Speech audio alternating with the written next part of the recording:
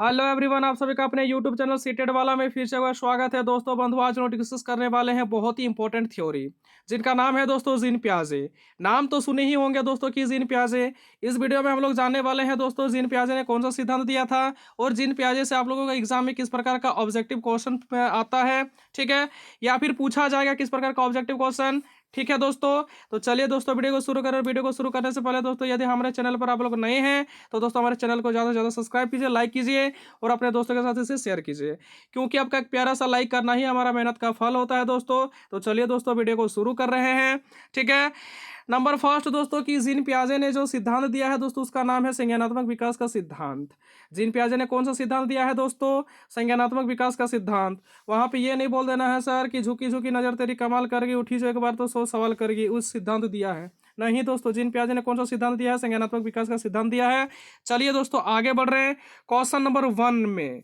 Question number 1 की और question number 1 क्या है दोस्तों? क्वेश्चन नंबर 1 का आया हुआ क्वेश्चन है सीटेट के एग्जाम में कि जीन पियाजे के अनुसार संज्ञानात्मक विकास की कितनी अवस्थाएं होती है या फिर कितनी अवस्थाएं हैं। तो जीन पियाजे के अनुसार जो होती है दोस्तों संज्ञानात्मक विकास की 4 अवस्थाएं हैं, ठीक है। और आप लोगों को बताना है कमेंट बॉक्स में दोस्तों। ये क्वेश्चन बड़ा ही अच्छा क्वेश्चन है, बहुत ही ज़्यादा बेसिक सा क्वेश्चन पूछ लिया गया था, ठीक है। और आप लोगों को यहाँ से कमेंट बॉक्स में बताना है दोस्तों कि 4 अवस्थाएं का नाम क्या होता है, ठीक है। एक अवस्था का नाम हम बता देते हैं दोस्तों, संवेदी पेशी अवस्था होता है, पूर्व संक्रियात्मक अवस्था होता है, मूर्त संक्रियात्मक अवस्था होता है। चलिए ठीक है, मैंने यहाँ पे 3 अवस्था का नाम बता दिया दोस्तों। आप लोगों को क्या करना है, चौथा अवस्था का नाम आपको कमेंट बॉक्स में बताना है, ठीक है। आगे चलिए क्वेश्चन नंबर 2। क्वेश्चन नंबर 2 क्या है दोस्तों? क्वेश्चन नंबर 2 भी बड़ा ही अच्छा क्वेश्चन है दोस्तों कि जीन पियाजे की प्रथम अवस्था का किस नाम से जाना जाता है। जीन पियाजे की जो पहली अवस्था होती है दोस्तों उसको किस नाम से जानते हैं? तो उसको हम लोग जानते हैं संवेदी पेशी अवस्था। और इसका उम्र कब से कब तक माना जाता है दोस्तों ने? 0 से 2 वर्ष तक, यानी 0 से 24 महीने तक, ठीक है। तो जीन पियाजे की पहली अवस्था का नाम क्या होता है दोस्तों? संवेदी पेशी अवस्था होती है, जिनकी उम्र क्या होती है सर ने बताया 0 से 2 वर्ष, ठीक है। यदि इसको हम लोग महीना में बोले तो जन्म से लेकर के 24 महीना तक, ठीक है। ये होता है जीन पियाजे की पहली अवस्था। आगे चलिए दोस्तों क्वेश्चन नंबर 3। क्वेश्चन नंबर 3 क्या है दोस्तों? आयु 7 से 11 वर्ष है, यानी जीन पियाजे के अनुसार जो है जो बच्चा 7 से 11 वर्ष तक रखता है उसको किस अवस्था में रखा है जीन पियाजे ने? तो दोस्तों मेरे भाई मेरे बंधु मेरे उसको रखा है मूर्त संक्रियात्मक अवस्था में। किसमें दोस्तों? न मूर्त संक्रियात्मक अवस्था में, ठीक है। और मूर्त संक्रियात्मक अवस्था कभी कभी क्वेश्चन अपोजिट भी पूछ लिया जाता है दोस्तों कि मूर्त संक्रियात्मक अवस्था का उम्र कितना है, तो 7 से 11 वर्ष तक होता है। आगे देखो क्वेश्चन नंबर 4। क्वेश्चन नंबर 4 भी बड़ा ही अच्छा क्वेश्चन है दोस्तों कि औपचारिक संक्रियात्मक अवस्था है। अब औपचारिक संक्रियात्मक अवस्था का उम्र कब से कब तक मानी जाती है दोस्तों? तो 11 वर्ष से शुरू होती है, उसके बाद जितना भी उम्र होता है ये औपचारिक संक्रियात्मक अवस्था में ही आता है, ठीक है। और औपचारिक संक्रियात्मक अवस्था को ही किशोरावस्था का नाम दिया है जीन पियाजे ने दोस्तों, ठीक है। आगे चलिए क्वेश्चन नंबर 5। क्वेश्चन नंबर 5 क्या है दोस्तों कि क्वेश्चन नंबर 5 बहुत ही अच्छा क्वेश्चन है दोस्तों कि बालक विकास का जीन पियाजे के सिद्धांत का आधार है। तो बालक का विकास जो होता है दोस्तों जीन पियाजे के अनुसार कौन सा विकास है दोस्तों? संज्ञानात्मक विकास, ठीक है। इसका सही आंसर क्या हो जाएगा दोस्तों? संज्ञानात्मक विकास हो जाएगा। आगे देखो क्वेश्चन नंबर 6। क्वेश्चन नंबर 6 भी बड़ा ही अच्छा क्वेश्चन है दोस्तों। क्वेश्चन नंबर 6 क्या है कि जीन पियाजे के अनुसार 4 से 8 माह में कौन सा संज्ञानात्मक विकास होता है? तो कौन सा संज्ञानात्मक विकास होता है दोस्तों? ना हाथ, सॉरी यहाँ पे हाथ हाथ लिख दिए, यहाँ पे नहीं होगा दोस्तों, हाथ हाथ यहाँ पे नहीं लिखाएगा, ठीक है। यहाँ पे होगा आंख हाथ संबंधन होता है दोस्तों, आंख हाथ संबंधन होगा। आगे देखिए दोस्तों क्वेश्चन नंबर 7। क्वेश्चन नंबर 7 क्या है दोस्तों? संज्ञानात्मक विकास का पितामह किसे कहा जाता है या फिर फादर कौन है? तो संज्ञानात्मक विकास का जो फादर कहा जाता है दोस्तों वो जीन पियाजे को कहा जाता है। आगे बढ़े दोस्तों, यहाँ तक किसी प्रकार का कोई दिक्कत? हमें लगता है कोई दिक्कत नहीं होनी चाहिए। आगे देखो क्वेश्चन नंबर 8 बड़ा ही अच्छा क्वेश्चन है दोस्तों। क्वेश्चन नंबर 8 भी आया हुआ क्वेश्चन है दोस्तों। निम्न में से किसने बच्चों में वस्तु स्तरीय के विकास को समझने में सहायक की? तो इसका आंसर क्या हो जाए दोस्तों? ना एरिक एरिक्सन, ठीक है। कौन दोस्तों? ना एरिक एरिक्सन। आगे देखो क्वेश्चन नंबर 9। क्वेश्चन नंबर 9 क्या है दोस्तों कि निर्जीव वस्तु का सजीव गुण देने वाले प्रकृति का जीन पियाजे ने क्या नाम दिया है? तो जीन पियाजे उनका नाम दिया है सजीव चिंतन। इसके अंतर्गत बच्चा क्या सीख जाता है दोस्तों? इसके अंतर्गत बच्चा सीख जाता है कि कौन वाला सजीव वस्तु है, कौन वाला निर्जीव वस्तु है, उसको पहचानने का गुण बच्चे के अंदर आ जाता है। आगे देखो क्वेश्चन नंबर 10।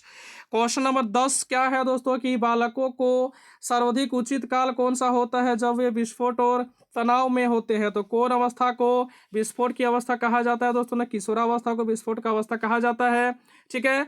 आगे देखो दोस्तों क्वेश्चन नंबर 11। क्वेश्चन नंबर 11 भी बड़ा ही अच्छा क्वेश्चन है दोस्तों, बहुत ही ज़्यादा इंटरेस्टिंग क्वेश्चन है दोस्तों। पूर्व संक्रियात्मक अवस्था है, यानी पूर्व संक्रियात्मक अवस्था का उम्र कब से कब तक मानी जाती है? तो पूर्व संक्रियात्मक अवस्था का जो उम्र होता है दोस्तों 2 से 7 वर्ष तक मानी जाती है। क्वेश्चन नंबर 12 दोस्तों, क्वेश्चन नंबर 12 क्या है कि जीन पियाजे के अनुसार संज्ञानात्मक विकास की तीसरी अवस्था कौन सी है? तो संज्ञानात्मक विकास की तीसरी अवस्था का नाम क्या है दोस्तों? यहाँ से क्वेश्चन ये पूछा गया है। तो क्या नाम है दोस्तों? मूर्त संक्रियात्मक अवस्था। क्या नाम है दोस्तों? मूर्त संक्रियात्मक अवस्था। क्वेश्चन नंबर 13 दोस्तों, मेरे भाई मेरे बंधु मेरे, जीन पियाजे के अनुसार अधिगम के लिए क्या आवश्यक है? जीन पियाजे के अनुसार जो है अधिगम मतलब क्या होता है दोस्तों? कुछ सीखना ही क्या कहलाता है दोस्तों? अधिगम कहलाता है। तो जीन पियाजे के अनुसार जो है दोस्तों अधिगम के लिए क्या आवश्यक है? यानी शिक्षार्थियों के द्वारा पर्यावरण की सक्रिय छानबीन या फिर खोजबीन एक ही चीज होता है दोस्तों, ठीक है। तो इसका आंसर क्या हो जाएगा दोस्तों? ना शिक्षार्थियों के द्वारा पर्यावरण की सक्रिय खोजबीन। आगे देखो दोस्तों मेरे, क्वेश्चन नंबर 14, क्वेश्चन नंबर 14 क्या है? जीन पियाजे के अनुसार 2 से 7 वर्ष के बीच एक बच्चा संज्ञानात्मक विकास की किस अवस्था में होती है या फिर किस अवस्था में है? तो किस अवस्था में होती है दोस्तों? ना पूर्व संक्रियात्मक अवस्था में होती है। किसमें होती है दोस्तों मेरे भाई मेरे बंधु मेरे? पूर्व संक्रियात्मक अवस्था में होती है। आगे देखिए दोस्तों क्वेश्चन नंबर 15, क्वेश्चन नंबर 15 क्या है दोस्तों कि जीन पियाजे के अनुसार कौन सी अवस्था व्यक्ति के संज्ञानात्मक विकास को इफेक्ट नहीं करेगी? तो कौन सा स्तर दोस्तों, कौन सी अवस्था? ना सामाजिक अनुभव। क्या होता है दोस्तों? ना सामाजिक अनुभव। आगे देखो दोस्तों क्वेश्चन नंबर 16, क्वेश्चन नंबर 16 में क्या है दोस्तों कि जीन पियाजे की कौन सी अवस्था का संबंध अमूर्त एवं तार्किक चिंतन से है? तो कौन सी अवस्था है दोस्तों? ना अमूर्त संक्रियात्मक की अवस्था, ठीक है। क्वेश्चन नंबर 17 में आ रहे हैं दोस्तों, यहाँ तक किसी प्रकार का कोई दिक्कत दोस्तों? हमें लगता है कि कोई दिक्कत नहीं होनी चाहिए। जीन पियाजे के अनुसार अनुकूलन किसके द्वारा होता है? तो जीन पियाजे के अनुसार जो होता है दोस्तों अनुकूलन सबसे पहले समझ लेते हैं दोस्तों कि अनुकूलन क्या होता है, उसके बाद हम लोग समझेंगे दोस्तों कि अनुकूलन किसके द्वारा होता है। अनुकूलन क्या होता है दोस्तों कि वातावरण के सापेक्ष में अपने आप को ढालना ही क्या कहलाता है दोस्तों? अनुकूलन कहलाता है। अब जरा देखिए अनुकूलन किसके द्वारा होता है? ना आत्मसातकरण के द्वारा होता है और व्यवस्थापन के द्वारा होता है, ठीक है। आगे बढ़ रहे हैं दोस्तों क्वेश्चन नंबर 18, क्वेश्चन नंबर 18 भी बड़ा ही अच्छा क्वेश्चन है दोस्तों, बहुत ही ज़्यादा इंपॉर्टेंट क्वेश्चन है। जीन पियाजे के सिद्धांत के अनुसार बच्चे किसके द्वारा सीखते हैं? ठीक है, तो किसके द्वारा सीखते हैं दोस्तों? ना अनुकूलन क्रियाएं यानी अनुकूलन एक्टिविटी के द्वारा सीखता है, ठीक है। आगे देखो दोस्तों क्वेश्चन नंबर 19, क्वेश्चन नंबर 19 भी बड़ा ही अच्छा क्वेश्चन है दोस्तों, बहुत ही ज़्यादा इंपॉर्टेंट क्वेश्चन है। जीन पियाजे के अनुसार संज्ञानात्मक विकास की चौथी अवस्था कौन सी है? ठीक है, जीन पियाजे ने 4 अवस्था बताई है। तो 4 अवस्था में यहाँ पे देखिए दोस्तों अमूर्त संक्रियात्मक अवस्था, इसीलिए मैंने क्वेश्चन नंबर 1 में बताया, ठीक है। क्वेश्चन नंबर 1 में पूछा गया था कि जीन पियाजे ने संज्ञानात्मक विकास की कितनी अवस्था के बारे में बताया है? तो 4 अवस्था के बारे में मैंने वहाँ पे बता दिया। संवेदी पेशी अवस्था, उसके बाद बता दिया पूर्व संक्रियात्मक अवस्था, मूर्त संक्रियात्मक अवस्था, और चौथा जो है बच्चा दोस्तों उसका नाम क्या होता है? ना अमूर्त संक्रियात्मक अवस्था। यहाँ तक कोई दिक्कत दोस्तों? हमें लगता है कि यहाँ तक किसी प्रकार का कोई दिक्कत नहीं होनी चाहिए। चलिए दोस्तों आगे बढ़े क्वेश्चन नंबर 20। क्वेश्चन नंबर 20 क्या है दोस्तों? जीन पियाजे के अनुसार संज्ञानात्मक विकास की दूसरी अवस्था कौन सी है? दूसरी अवस्था का नाम क्या होता है दोस्तों? तो दूसरी अवस्था का नाम होता है पूर्व संक्रियात्मक अवस्था। क्या नाम होता है दोस्तों? ना पूर्व संक्रियात्मक अवस्था, जिसका उम्र कब से कब तक मानी जाती है? 2 से 7 वर्ष तक मानी जाती है, ठीक है। आगे देखिए दोस्तों मेरे भाई मेरे बंधु मेरे, क्वेश्चन नंबर 21, क्वेश्चन नंबर 21 क्या है दोस्तों कि जीन पियाजे के अनुसार संज्ञानात्मक विकास में सबसे ज्यादा बच्चा गणित को सिखाता है। कब सिखाता है दोस्तों? न मूर्त संक्रियात्मक अवस्था। कब दोस्तों? न मूर्त संक्रियात्मक अवस्था। अब इसकी उम्र कब से कब तक मानी जाती है? ना 7 से 11 तक मानी जाती है दोस्तों। कब से कब तक? 7 से 11 तक मानी जाती है। आगे देखो मेरे को दोस्तों क्वेश्चन नंबर 22, क्वेश्चन नंबर 22 है दोस्तों कि मूर्त चिंतन की अवस्था है। मूर्त चिंतन की अवस्था किसे कहा जाता है दोस्तों? ना अमूर्त संक्रियात्मक अवस्था, जिसका उम्र होता है दोस्तों 11 साल से अधिक, ठीक है, और जिसको हम लोग किशोरावस्था के नाम से भी जानते हैं। यदि ऑप्शन में किशोरावस्था रहे तो किशोरावस्था को भी आप क्या कर सकते हैं? ना टिक कर सकते हैं, इसमें आपका गलत नहीं होगा। आगे देखो क्वेश्चन नंबर 23, क्वेश्चन नंबर 23 क्या है दोस्तों? ना अमूर्त चिंतन की अवस्था है। क्या? ना अमूर्त अवस्था, वही बात है, ठीक है। क्वेश्चन नंबर 24, क्वेश्चन नंबर 24 भी बड़ा ही अच्छा क्वेश्चन है दोस्तों, मेरे भाई मेरे बंधु मेरे, बहुत ही ज़्यादा इंपॉर्टेंट क्वेश्चन है। ये क्वेश्चन भी पूछ लिया गया क्वेश्चन है, ठीक है, पूछा गया क्वेश्चन है। 0 से 2 साल की अवस्था किस नाम से जानी जाती है? 0 से 2 साल की अवस्था को किस नाम से जानते हैं दोस्तों? संवेदी पेशी अवस्था के नाम से जानते हैं। कौन सी अवस्था दोस्तों? संवेदी पेशी अवस्था के नाम से जानते हैं। क्वेश्चन नंबर 25, क्वेश्चन नंबर 25 क्या है दोस्तों? 7 से 11 साल की उम्र जीन पियाजे की किस अवस्था में आती है? तो 7 से 11 साल की उम्र जो है दोस्तों जीन पियाजे ने कहा है कि मूर्त संक्रियात्मक अवस्था होती है। ठीक है, चलिए दोस्तों क्वेश्चन नंबर 26। क्वेश्चन नंबर 26 क्या है दोस्तों, ये कभी कभार पूछ लिया जाता है दोस्तों एग्जाम में। जीन पियाजे किस देश के निवासी थे, है ना। जीन पियाजे कहाँ के रहने वाले थे, तो स्विट्जरलैंड के रहने वाले थे, स्विट्जरलैंड के निवासी थे। ठीक, आगे देखो क्वेश्चन नंबर 27।